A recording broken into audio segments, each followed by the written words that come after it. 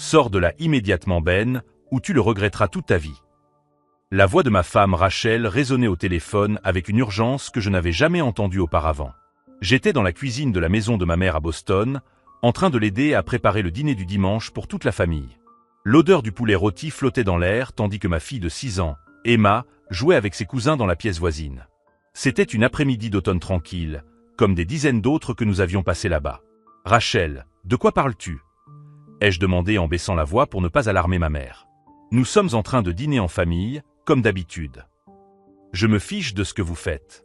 Prends Emma et rentre à la maison immédiatement. Ne pose pas de questions, obéis-moi. Je m'appelle Ben, j'ai 32 ans, et en 8 ans de mariage, je n'avais jamais entendu ma femme me parler sur ce ton. Rachel a toujours été autoritaire, mais là, c'était différent. Il y avait quelque chose qui ressemblait à de la panique dans sa voix, mêlée à une autorité qui me faisait me sentir comme un enfant qui se fait gronder. « Ben, mon chéri, tout va bien ?» demanda ma mère, remarquant mon expression confuse alors que je tenais le téléphone loin de mon oreille. Rachel criait quelque chose à propos de ne faire confiance à personne de ma famille, qu'ils essayaient de me manipuler contre elle.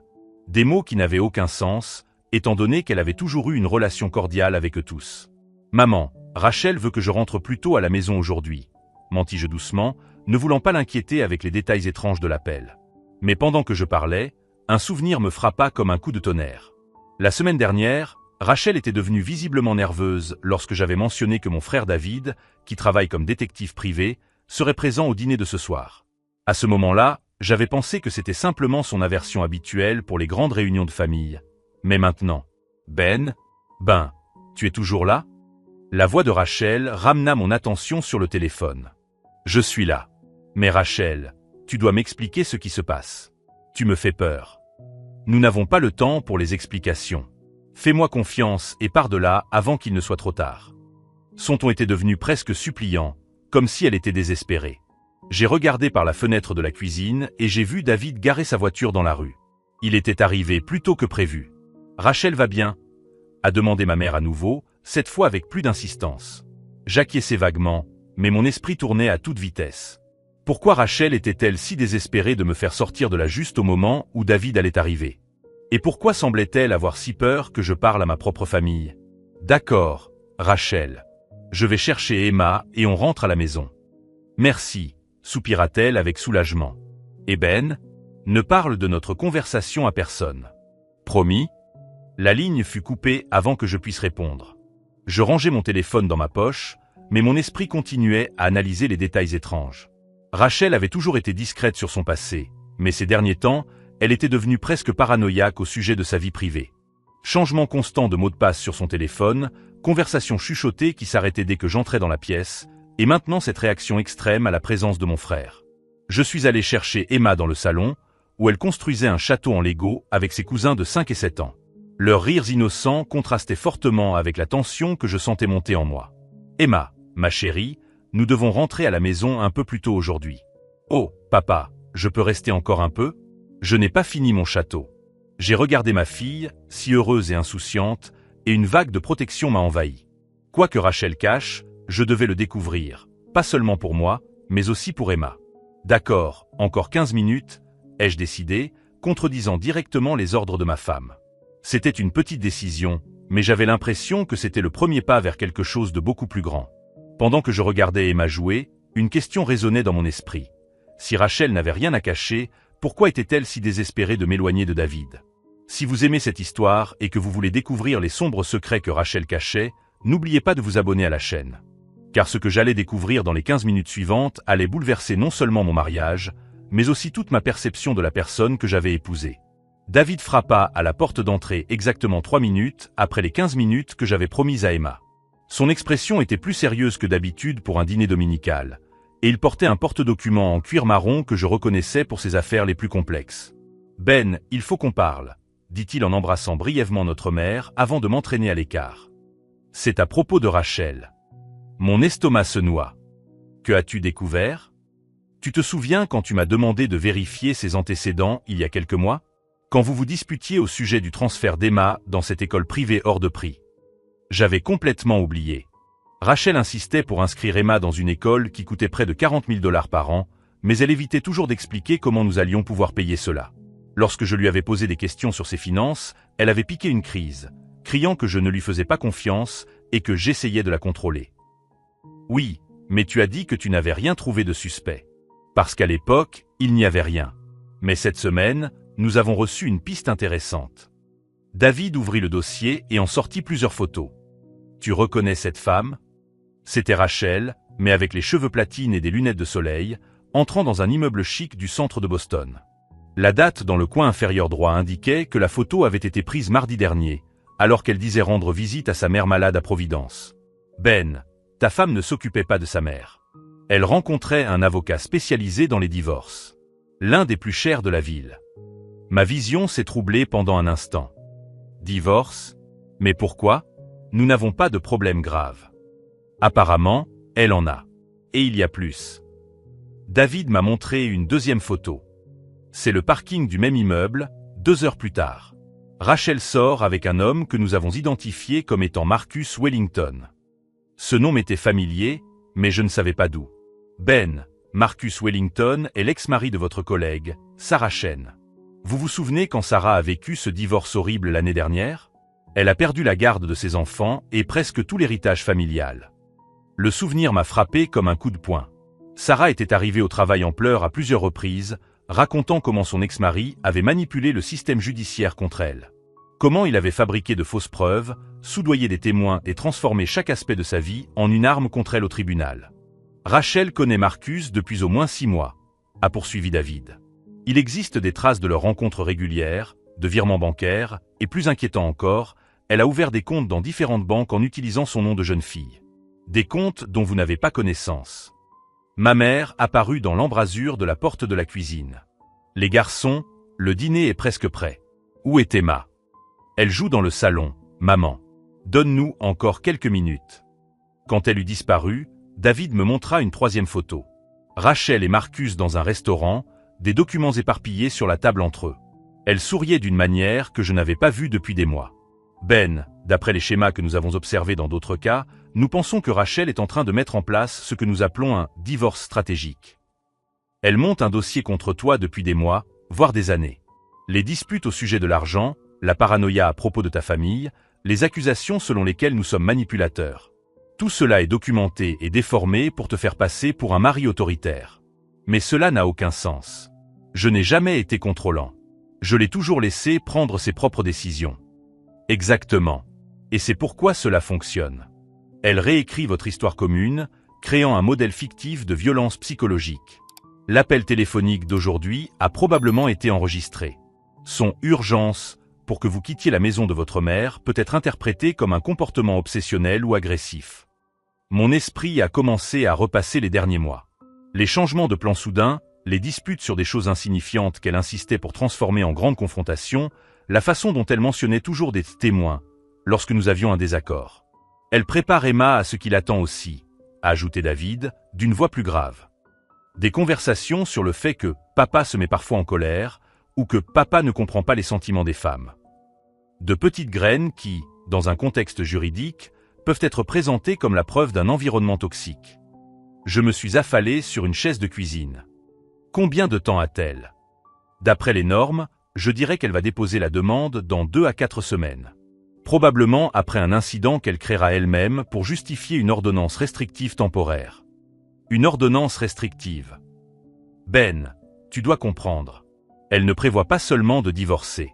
Elle prévoit de te détruire.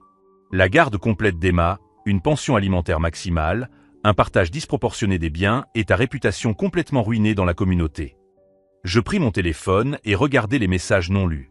3 appels manqués de Rachel au cours des 20 dernières minutes, chacun plus urgent que le précédent. Elle sait que tu es ici, ai-je compris. C'est pour ça qu'elle est si désespérée. Elle a découvert que tu enquêtais. C'est probable. Marcus Wellington a des relations au département. Ça n'aurait pas été difficile pour eux de découvrir que je posais des questions. Emma est apparue à la porte de la cuisine, les yeux grands ouverts et curieux. « Papa, pourquoi tu as l'air triste? Et pourquoi oncle David a porté du travail pour le dîner ?»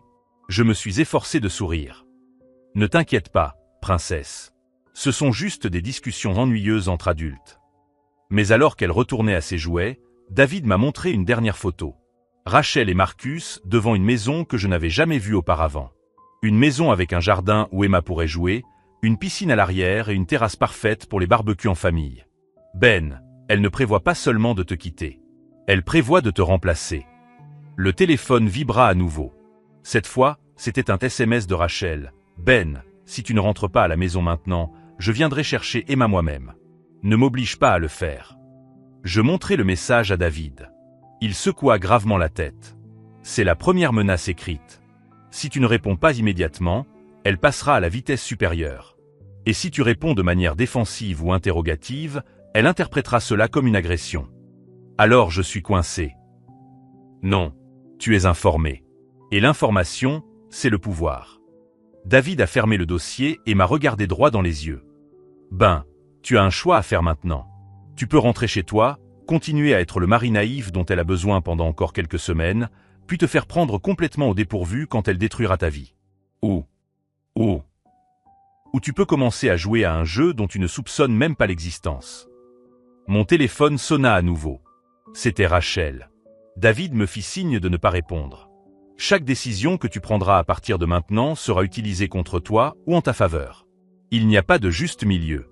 Elle a transformé ton mariage en un champ de bataille stratégique. La question est, vas-tu continuer à être une cible ou vas-tu devenir un joueur?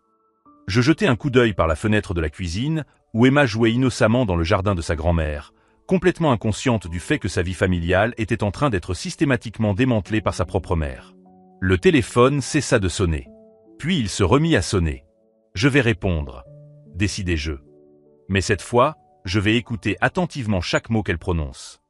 David sourit pour la première fois depuis son arrivée. Maintenant, tu penses comme un enquêteur. Mais ce que je ne savais pas encore, c'est que Rachel avait commencé à jouer à ce jeu bien avant que je découvre son existence. Et ses prochains coups seraient plus dévastateurs que tout ce que David et moi pouvions imaginer. Je pris l'appel avec un calme que je ne ressentais pas. « Salut, Rachel. Désolé, j'aidais ma mère à préparer le dîner. Ben, bon sang, où étais-tu? Ça fait 20 minutes que je t'appelle. » Sa voix était chargée d'une hystérie que je reconnaissais désormais comme calculée. « Tu dois rentrer à la maison immédiatement. Emma a de la fièvre et elle te demande. » J'ai regardé par la fenêtre, où Emma jouait joyeusement dans le jardin avec ses cousins, visiblement en bonne santé et rayonnante. « Emma a de la fièvre? Elle a l'air bien ici. »« Bien? BN, notre fille est malade et tu remets ma parole en question? Quel genre de père es-tu? » David écoutait tout, hochant la tête d'un air entendu. Il me fit signe de mettre le téléphone sur haut-parleur. « Rachel, je vais finir d'aider ma mère et on rentre. On sera là vers 7 heures. »« Non, vous venez maintenant ou je viens chercher Emma moi-même. Et ça ne sera pas joli, Ben. Ne m'oblige pas à faire une scène devant ta famille. » La menace était claire. Elle viendrait ici, ferait un scandale, puis s'en servirait comme preuve que j'avais mis Emma dans une situation traumatisante. « D'accord, Rachel. On arrive. » Et Ben, ne parle de notre conversation à personne. Je ne veux pas qu'Emma s'inquiète. Je raccrochai et David se mit immédiatement à parler. Elle monte en puissance. Fausse maladie de l'enfant, menace de confrontation publique, isolement de la famille. C'est tout droit sorti du manuel. Du manuel. Manipulation psychologique élémentaire. Elle teste jusqu'où elle peut te pousser, en documentant tes réactions pour s'en servir plus tard. Je suis allé chercher Emma, qui a protesté vigoureusement parce qu'elle devait quitter ses jeux. Mais papa, je ne veux pas encore partir. Maman a dit qu'on pourrait faire des biscuits après le dîner. Je sais, princesse. Mais maman s'inquiète pour toi. Inquiète? Pourquoi? David s'approcha discrètement. Emma, as-tu parlé à maman des week-ends ici, chez grand-mère? Oui. Elle me demande toujours si vous dites du mal d'elle quand elle n'est pas là. Mon estomac se noie. Et tu réponds quoi? Je lui dis que vous ne parlez jamais d'elle. Mais elle dit que c'est impossible, que les adultes parlent toujours les uns des autres. Emma fit une pause. Papa, pourquoi maman est-elle toujours triste quand je lui dis que je me suis bien amusé ici? David et moi avons échangé un regard significatif. Rachel était en train de semer les graines de la paranoïa et du conflit familial dans l'esprit d'une enfant de 6 ans. Emma, tu peux m'aider? Ai-je demandé en m'agenouillant pour être à sa hauteur. Quand on rentrera à la maison, fais attention si maman a vraiment l'air inquiète que tu sois malade, ou si elle a l'air plus préoccupée par autre chose. Comme un jeu. Exactement. Comme un jeu d'observation. Pendant que je mettais Emma dans la voiture, David m'a pris à part. Ben, tu dois comprendre que ça va empirer avant de s'améliorer. Rachel va interpréter toute résistance de ta part comme de l'hostilité. Elle va provoquer des disputes, créer des drames, puis utiliser ta réaction comme preuve contre toi. Alors, je fais quoi? Documente tout. Enregistre les conversations si possible. Note les dates, les heures, les témoins. Et surtout, ne réagis pas émotionnellement. Sois toujours le père calme et rationnel. Et si elle essaie vraiment de me prendre Emma?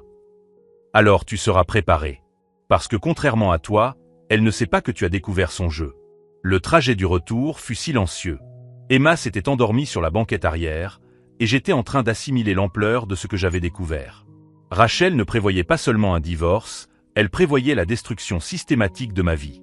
Lorsque nous sommes arrivés à la maison, Rachel nous attendait à la porte, avec une expression maternelle inquiète parfaitement jouée. « Emma, ma chérie, comment te sens-tu » demanda-t-elle en touchant dramatiquement le front de notre fille. « Je vais bien, maman. Je ne suis pas malade. » Pendant une fraction de seconde, le masque de Rachel glissa. Je vis un éclair d'irritation avant qu'elle ne reprenne son expression. « Parfois, les enfants ne se rendent pas compte qu'ils tombent malades, » dit-elle en me lançant un regard accusateur. « Tu aurais dû la ramener à la maison plus tôt. Elle me semble en parfaite santé. » Bien sûr. Tu ne fais jamais attention aux détails quand il s'agit de notre fille.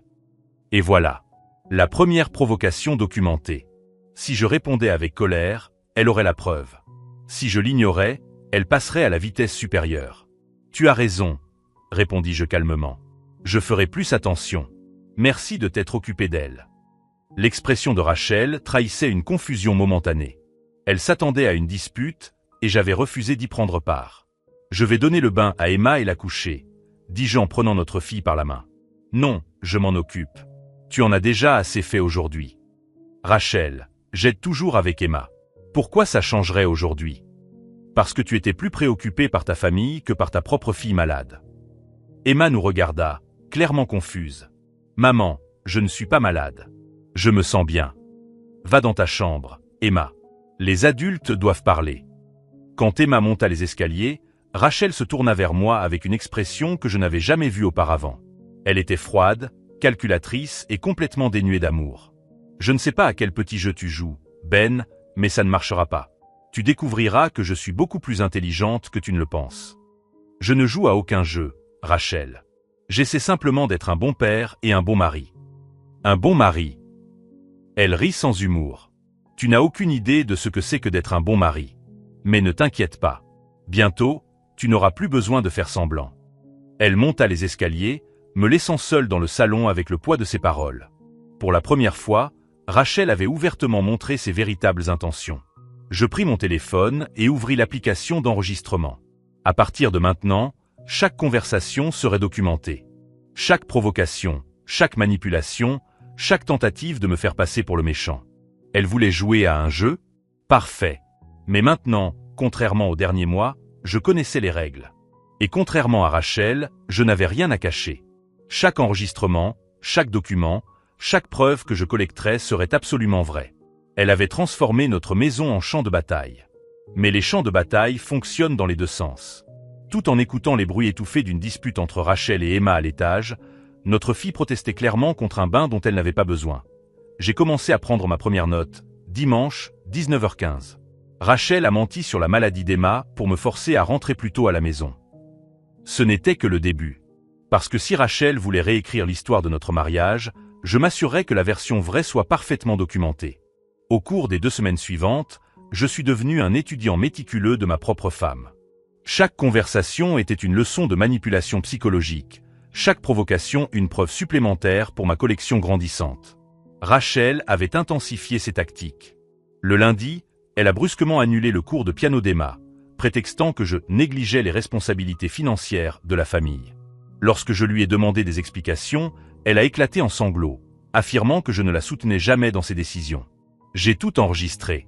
Le mardi, elle a invité notre voisine, Madame Martinez, à prendre le petit déjeuner. Tout au long de la conversation, Rachel m'a appelé « mon ex-mari » à plusieurs reprises, se corrigeant avec un « pardon, mon mari », accompagné d'un rire nerveux. Lorsque Madame Martinez lui a demandé si tout allait bien, Rachel a soupiré dramatiquement et a répondu. C'est parfois difficile quand votre partenaire n'arrive pas à mûrir émotionnellement, vous voyez. J'étais caché dans l'escalier, enregistrant chaque mot. Le mercredi, David m'a appelé pour me faire part d'une découverte troublante. Ben, j'ai pu accéder au relevé bancaire que tu m'as autorisé à consulter. Rachel ne se prépare pas seulement à divorcer. Elle transfère systématiquement de l'argent de notre compte joint vers des comptes personnels depuis 6 mois. Combien ? 87 000 $ jusqu'à présent. De petites sommes, 3 cents à 500 $ à la fois, pour ne pas éveiller les soupçons. Mais au total, elle vole littéralement notre argent pour payer les avocats qu'elle va utiliser contre moi. Exactement. Et Ben, il y a plus.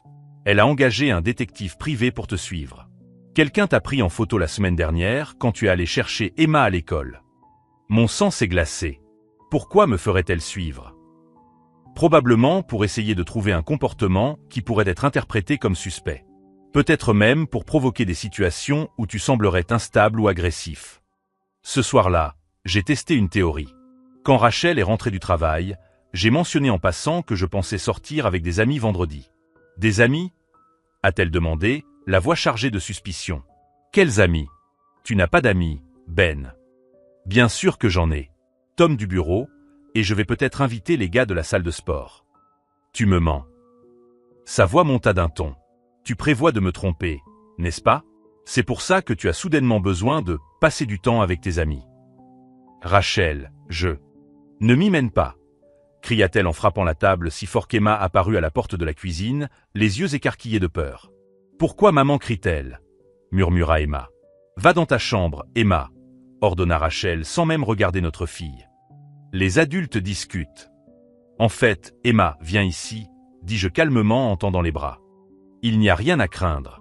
Maman et papa discutent simplement de leur projet pour le week-end. Emma se précipita dans mes bras, et je sentis Rachel me lancer un regard noir. N'utilise pas notre fille comme bouclier émotionnel, Ben.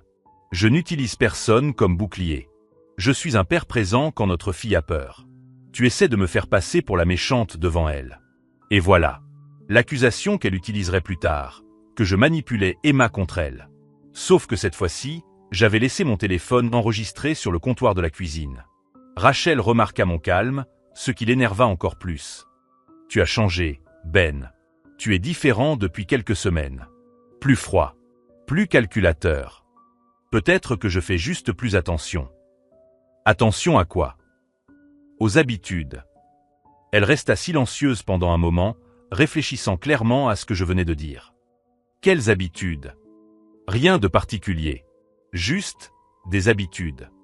Ce soir-là, après qu'Emma se fût couchée, Rachel tenta une approche différente. Elle entra dans la chambre vêtue de sa chemise de nuit en soie rouge, celle qu'elle portait toujours lorsqu'elle voulait que j'oublie une dispute. Ben, je suis désolé pour tout à l'heure. J'étais stressé par le travail et je m'en suis pris à toi. Ce n'est pas grave, Rachel. Si, ça l'est. Je sais que ça l'est. Elle s'assit sur le lit à côté de moi. On devrait peut-être parler de nos problèmes. On pourrait même faire une thérapie de couple. C'était un piège évident. Une thérapie de couple serait un terrain supplémentaire où elle pourrait construire son récit selon lequel j'étais le problème. Encore un professionnel qui écouterait sa version des faits. Tu penses que ça pourrait t'aider ? Je pense qu'un regard extérieur pourrait nous être bénéfique. Quelqu'un qui pourrait nous aider à comprendre où nous nous trompons. Où nous trompons-nous ?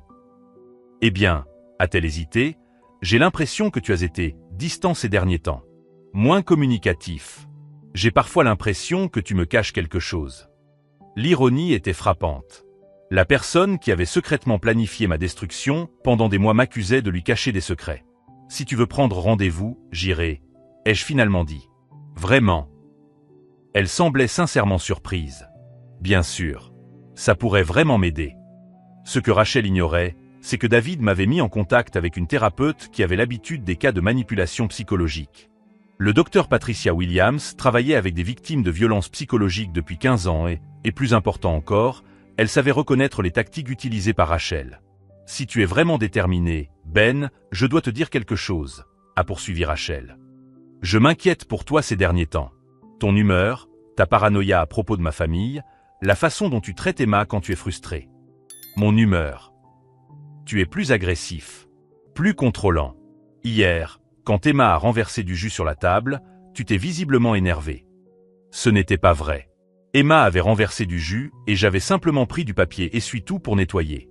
Mais maintenant, Rachel réécrivait le souvenir, créant un récit où j'étais un père colérique. Je ne me souviens pas avoir été irrité. Exactement. C'est ça le problème. Tu ne te rends pas compte de l'impact de ton comportement sur notre famille. C'était génial, d'une manière malsaine. Elle m'accusait de comportements qui n'avaient jamais eu lieu, et quand je niais, cela devenait la preuve que je n'avais pas conscience de moi-même. Tu as peut-être raison, ai-je dit, décidant de tester jusqu'où elle irait. J'ai peut-être besoin de travailler sur mon tempérament. Je suis heureuse que tu puisses l'admettre, Ben. C'est le premier pas. Elle s'est penchée pour m'embrasser, et pour la première fois depuis notre mariage, j'ai ressenti du dégoût. Pas de l'amour, pas de la colère, mais une répugnance viscérale pour la personne qui avait partagé mon lit pendant 8 ans. Je vais prendre une douche, ai-je annoncé en me levant. Ben, tu m'aimes encore? La question me prit au dépourvu. Pendant un instant, je cherchais dans mon cœur la moindre trace du sentiment qui avait autrefois défini mon existence. J'aime la famille que nous avons construite ensemble, répondis-je honnêtement. Ce n'est pas la même chose. Non, ce n'est pas la même chose. Elle acquiesça lentement, comme si ma réponse confirmait quelque chose qu'elle savait déjà. Sous la douche, je laissais l'eau chaude laver la sensation de saleté qui s'était accumulée non seulement cette nuit-là, mais au cours de mois de manipulation subtile. Rachel avait transformé notre foyer en champ de bataille psychologique, et j'avais été un soldat désarmé. Mais plus maintenant. Quand je sortis de la salle de bain, Rachel dormait déjà. Ou faisait semblant. J'ai pris mon téléphone et j'ai vu un message de David, « Réunion demain à 14h. J'ai plus d'infos sur Marcus Wellington. Tu ne vas pas croire ce que j'ai découvert. » Si vous suivez cette histoire de trahison et de manipulation, et que vous voulez découvrir les secrets dévastateurs que David a découverts sur l'homme qui aidait Rachel à me détruire, n'oubliez pas de vous abonner à la chaîne. J'ai mis mon téléphone en mode silencieux et je me suis allongé sur le lit, en restant aussi loin que possible de Rachel. Mon esprit était envahi par toutes sortes de possibilités, mais une chose était claire, la guerre que Rachel avait déclenchée était sur le point de connaître sa première véritable bataille. Et cette fois, je serais armé. La réunion avec David l'après-midi suivant a tout changé. Il avait découvert quelque chose que même moi je n'aurais pas pu imaginer. Ben, Marcus Wellington n'est pas seulement un avocat spécialisé dans les divorces, a commencé David en étalant des documents sur le bureau de son bureau. C'est un criminel. Comment ça? Tu te souviens quand je t'ai dit qu'il avait détruit Sarah Chen lors du divorce? Eh bien, il n'a pas seulement utilisé des tactiques juridiques douteuses. Il a littéralement fabriqué de fausses preuves, notamment en plaçant de la drogue dans sa voiture et des photos compromettantes sur son ordinateur. Mon sang s'est glacé. C'est illégal. Tout à fait. Sarah ne l'a jamais su, mais nous avons la preuve que Marcus soudoie des détectives privés pour fabriquer des preuves. Son stratagème fonctionne depuis des années. David me montra une photo. Voici Jake Morrison, un détective privé qui travaille pour Marcus. Il a été arrêté la semaine dernière pour effraction et falsification de documents. Et quel est le rapport avec Rachel? Morrison a tout avoué en échange d'un accord. Il a admis que Marcus l'avait engagé pour vous saboter. Ben, vous vous souvenez des pneus crevés dimanche? Ce n'étaient pas des adolescents. C'était Morrison, qui suivait les ordres de Marcus. La réalité m'a frappé comme un coup de tonnerre. Ils sont en train de monter un dossier contre moi. Exactement. Et ce n'est pas tout. Morrison a dit que Marcus et Rachel prévoyaient de te droguer pendant une dispute mise en scène, puis d'appeler la police en prétendant qu'il y avait eu violence domestique. Sous l'emprise de substances, il serait impossible de prouver ton innocence. J'ai eu la nausée. Quand? Ce soir. Rachel va provoquer une dispute à propos d'Emma, droguer votre boisson, puis appeler la police en disant que vous l'avez menacée physiquement. Je pris mon téléphone. Je dois annuler mon retour à la maison. Non. Tu rentres chez toi, mais armé d'informations qu'ils ne savent pas que tu possèdes. David sourit. Morrison a accepté de porter un micro et d'enregistrer la conversation avec Rachel cet après-midi. Nous l'aurons qui avoue tout le plan. À 6 heures, j'étais assis dans la cuisine de ma maison, regardant Rachel préparer le dîner avec un calme effrayant. Elle fredonnait une chanson tout en coupant des légumes, comme si elle ne prévoyait pas de détruire ma vie dans quelques heures. Ben, tu veux du vin avec le dîner? J'ai ouvert une bouteille de celle que tu aimes. Bien sûr, merci. Elle m'a servi un généreux verre de vin rouge. Je savais que j'étais drogué, mais j'ai bu quand même. David m'avait donné un antidote qui neutraliserait tout ce qu'elle mettrait dans mon verre. Rachel, il faut qu'on parle de certaines choses. De quoi? A-t-elle demandé sans se retourner de l'évier. De Marcus Wellington.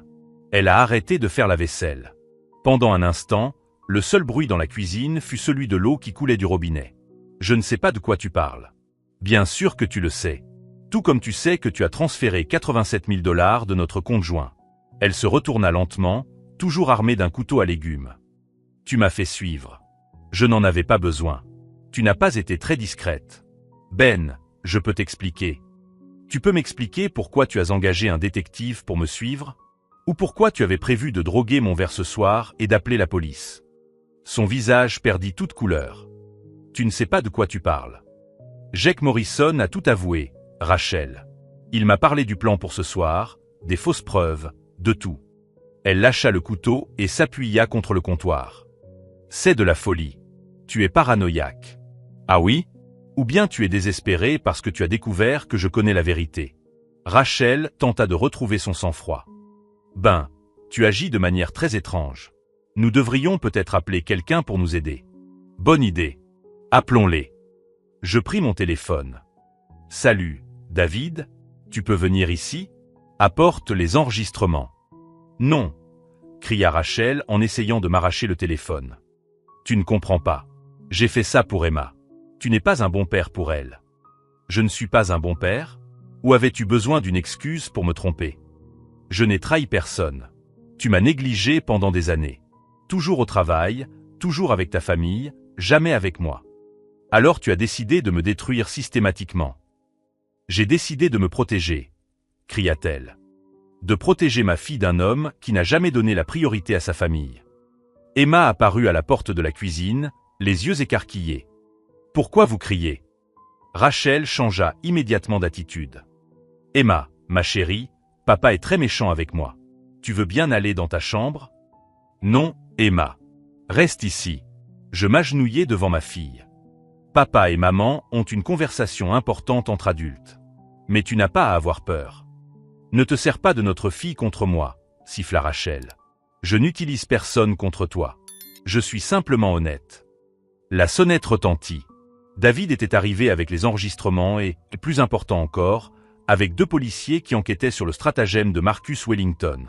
Rachel Johnson, vous êtes en état d'arrestation pour complot en vue de commettre une fraude et falsification de preuves, annonça l'un des policiers en entrant dans la cuisine. Rachel me regarda avec une expression que je n'oublierai jamais. Ce n'était ni de la colère ni du désespoir. C'était la froide prise de conscience qu'elle avait complètement perdue. Tu le savais, murmura-t-elle. Depuis dimanche, tu le savais. Je savais que quelque chose n'allait pas. J'ai mis du temps à découvrir à quel point. Alors qu'il passait les menottes à Rachel, elle a regardé Emma, qui s'agrippait à mes jambes. Emma, tu te souviens de ce que maman disait toujours? Que parfois papa se met en colère. Papa n'est pas en colère, maman. Il est triste. Et pour la première fois depuis des mois, j'ai vu Rachel vraiment surprise.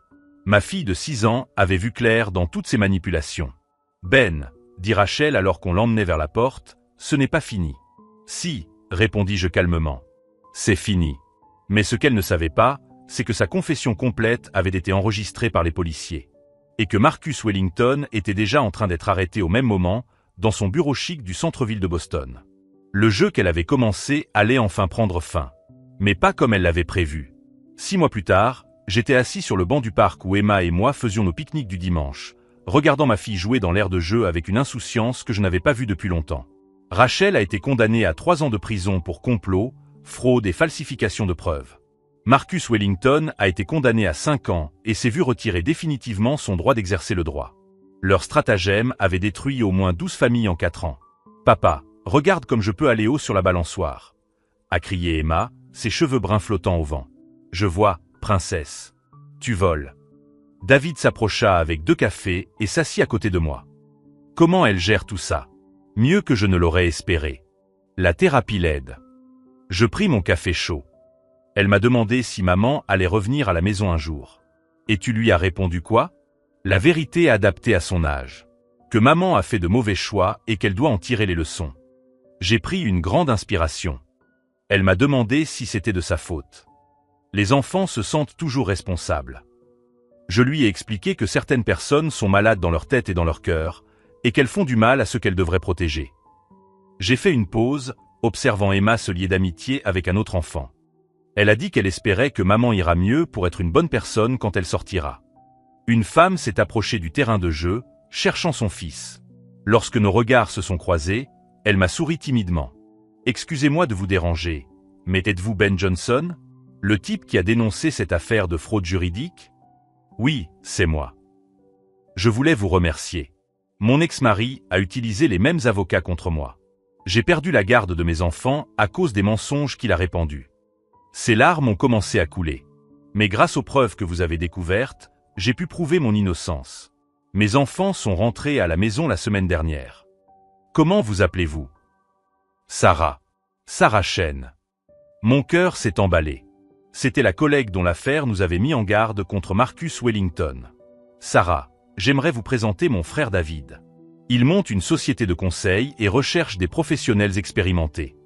Ce soir-là, après avoir couché Emma, je me suis assis dans mon bureau et j'ai ouvert mon ordinateur portable. J'avais décidé d'écrire un guide sur les signes de manipulation psychologique dans les relations amoureuses. Mon téléphone vibra. C'était un message de Rachel depuis la prison. « Ben, je sais que je n'ai pas le droit, mais je dois te demander pardon. La thérapie ici m'a aidé à comprendre que je reproduisais les schémas de mon enfance. Ma mère m'a appris que les hommes étaient nos ennemis. Peux-tu dire à Emma que je l'aime ? » J'ai pris une grande inspiration avant de répondre « Elle sait que tu l'aimes, Rachel. Et elle espère toujours que tu deviendras une meilleure personne. » Emma est apparue à la porte du bureau. C'était maman. Oui. Elle va mieux ? Elle essaie. Emma acquiesça avec une maturité impressionnante. Je peux lui écrire une lettre ? Je veux lui dire que je l'aime toujours, mais que je suis contente que tu m'aies protégée. J'ai serré ma fille dans mes bras, réalisant qu'elle avait appris la leçon la plus importante. Aimer quelqu'un ne signifie pas accepter des comportements destructeurs. 3 mois plus tard, l'histoire a été publiée en première page du Boston Herald. Un père célibataire dénonce un stratagème qui détruisait des familles. L'article comprenait des ressources pour les victimes de manipulations psychologiques et des numéros d'aide. Aujourd'hui, Emma joue du piano le dimanche matin, nous faisons des pique-niques dans le parc et notre maison est remplie de rire. David a épousé Sarah l'année dernière, et ils sont les oncles et la tante les plus aimants qu'Emma puisse avoir. La dernière fois que j'ai visité la tombe de mon père, j'ai emmené Emma avec moi. Elle a déposé des fleurs qu'elle avait cueillies dans le jardin et a dit « Grand-père, merci d'avoir appris à papa à être fort, mais aussi gentil. » À ce moment-là, j'ai compris que la véritable victoire n'était pas la chute de Rachel, mais la protection d'Emma et la construction d'une nouvelle vie fondée sur l'honnêteté et l'amour inconditionnel. Si vous êtes victime de manipulation psychologique ou si vous connaissez quelqu'un qui vit cette situation, sachez qu'il y a de l'espoir. Il existe des ressources et des personnes prêtes à vous aider. N'oubliez pas de vous abonner à la chaîne pour découvrir d'autres histoires de dépassement de soi et de transformation. Quand les gens me demandent comment j'ai trouvé la force d'affronter tout cela, je leur montre Emma qui joue dans le jardin et je leur réponds. Quand vous avez quelque chose d'aussi précieux à protéger, vous découvrez que vous êtes beaucoup plus fort que vous ne le pensiez.